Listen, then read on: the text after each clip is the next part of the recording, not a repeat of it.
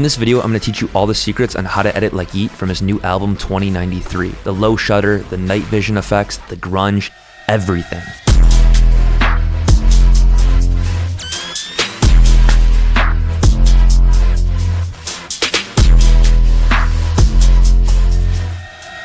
So over 2 years ago when Yeat just started to blow up, I made a video called How to Edit Like Yeat. You guys went crazy on that video and absolutely loved it. So I'm here with a part 2, an updated version for 2093. So drop a like on the video because I'm gonna be spilling all the sauce on how to implement this grungy aesthetic into your music videos. Real quick, before we get into the video, I do wanna give a shout out to my website, bryandelimata.com. It has the best editing packs and presets on the market. And as this video comes out, my new editing pack, Grungy 98, is also coming out. It's a preset pack designed to give you that grungy aesthetic that a lot of music videos are already moving in that direction with just a simple drag and drop of some presets. It has LUTs, transitions, effects, and a bunch more inside. So go down to the first link in the description and use code GRUNGE at checkout to save $10 off your order and support me as a creator. But let's get into the video. So getting started with the grungy aesthetic, one thing that I think is gonna help you guys out a lot is shooting at nighttime, but not only just shooting at nighttime, actually using lighting intentional. So as you can see here, all of these clips are from the 2 newest Yeat music videos from the 2093 album.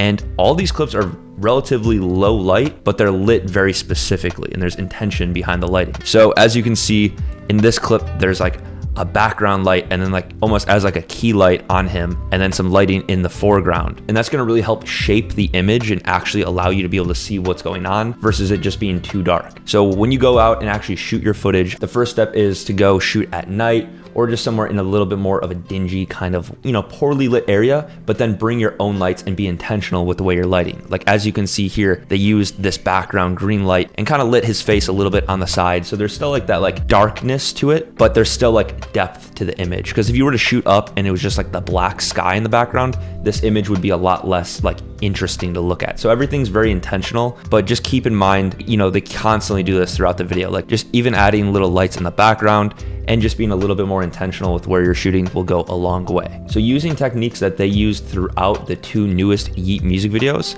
I took this sequence that looked like this. It's just cut with no effects. That way I tried to keep some like really simple clips so I can show you guys how you can transform your footage and make it look a little more grungy. So you can see very basic clips, very well composed and lit, but other than that, nothing crazy. Cool. That way I was able to take that and turn it into this using those techniques that they used throughout the videos to make it grungy. And I put my own twist on it, so it looks slightly different, but I think I sauced it up pretty well.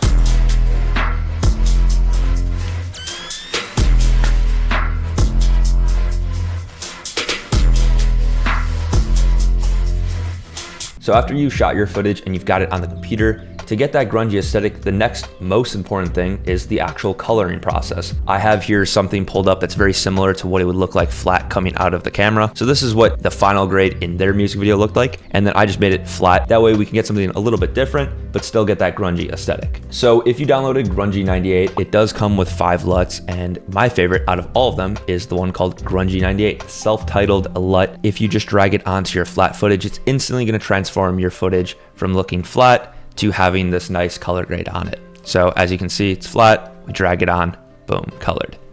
And you could see that with a few other clips.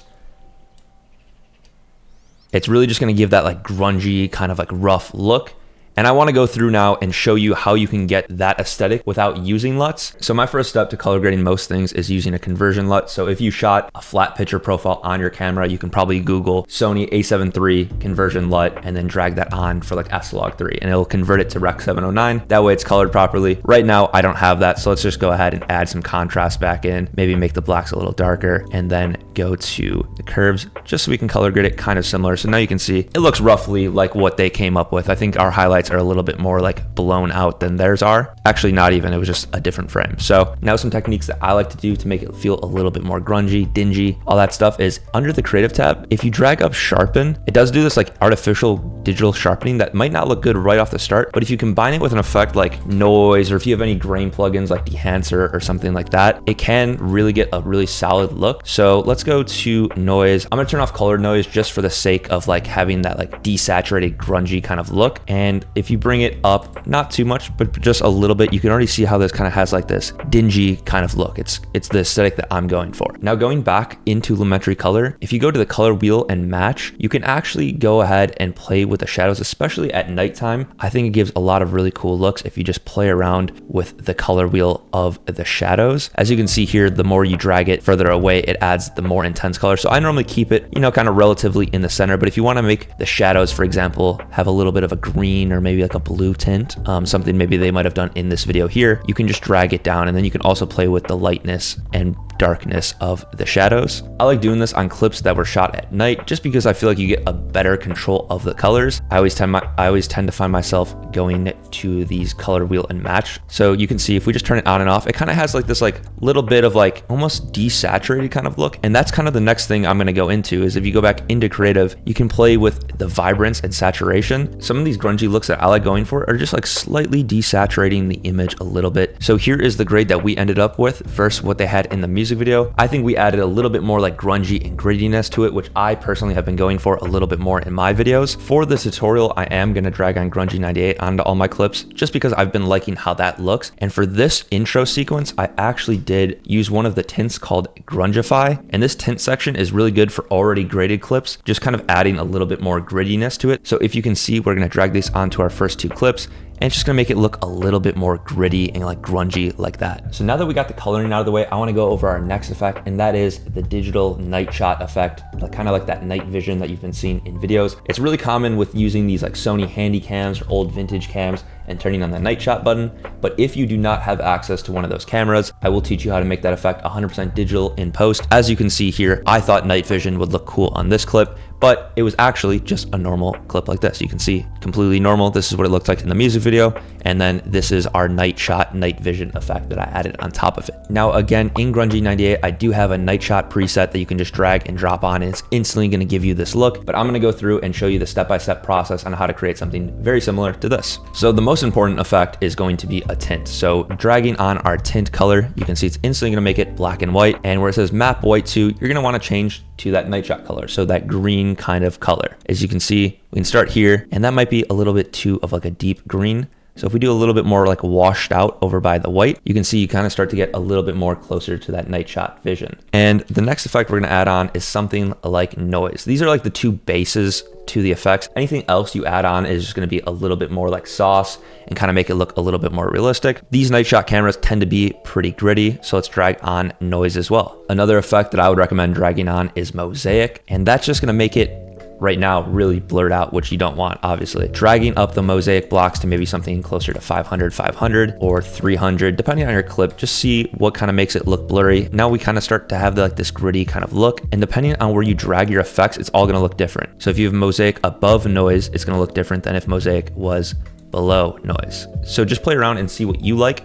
I personally like mosaic being on the bottom and then dragging up that amount of noise till you start getting like this gritty kind of look. And just like that, we have a nice night vision looking effect. You can spend a bunch of time dialing in specific effects to tweak the settings a little bit. I personally spent a lot of time on my night shot preset, so I really like the way this looks. It personally, to my aesthetic, looks the best. I think it looks really similar to what they did in the You Should Know music video. As you can see, you can just drag it on and you're instantly gonna have some night vision looks. Very, very similar to how it looks in the video. But if you wanted to get the most authentic, realistic looking night shot effect, you're probably gonna wanna pick up one of these Sony like Handycam cameras with the night shot effect built into the camera. Just look up Sony Hi8 Handycam with night shot on eBay or something. You'll probably be able to find something that fits your style. Every camera is going to look a little bit different, but I think that's what's cool about it. So the next look I want to go over is this kind of low shutter, laggy kind of looking effect. And let's go to a clip, the same exact clip without it, because they did it throughout the You Should Know music video, but on this clip they didn't do it. So I think it's a good spot to add it. And again, inside of Grungy 98, I do have presets that you can just drag on. It's instantly going to give you this look, but I want to show you how to do something very similar. So inside of effects, if you type in echo and drag that on to your clip, you are going to start to see this kind of like blurry look already, but we need to tweak the settings to make it look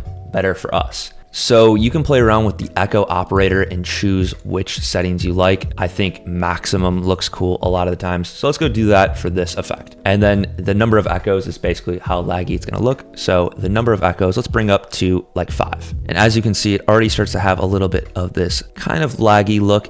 everything's a little closer together than I'd probably like at the moment. And you can see it all looks the same. It doesn't like fade out. So the starting intensity is cool at 1, but the decay is basically how much of it is gonna like fade out or get more transparent through time. So if we put something like, for example, 0.8, you can see how it kind of starts to fade out like that. And now you can go back to the echo operator and kind of just play around and see what looks best for your clip or for your style. Again, inside of Grungy 98, I do have 2 presets specifically for low shutter and shutter effects. So if you want some presets, go check that out. I think for this effect, let's do screen. And there are some other effects like noise you can add on. We already do have a little bit of noise from that LUT from Grungy 98. So you can kind of see how that transforms the effect a little bit as well. I think it just adds a little bit more grit to it. Another thing you can add on is something like posterized time. And that's a great effect to kind of just give it a little bit more choppy. As you can see here, it says the frame rate is 24 at the moment. So that basically just means that for every 1 second, there are 24 frames playing. So if we wanted to make it a bit more choppy, you could bring it to something like 12. So that would mean for every second, there's only 12 frames playing. So basically makes it cut down the amount of frames in a second in half, making it feel more laggy. So this is the effect without posterized time. And you can see how it's kind of like fluid or whatever. And if you add posterized time on and play it, you can see how it's a little bit more choppy. So just depending on the aesthetic you're going for, add posterized time or not. You can also go ahead and go into maybe the lumetri color if it got a little bit too bright from adding on some of the echo or whatever.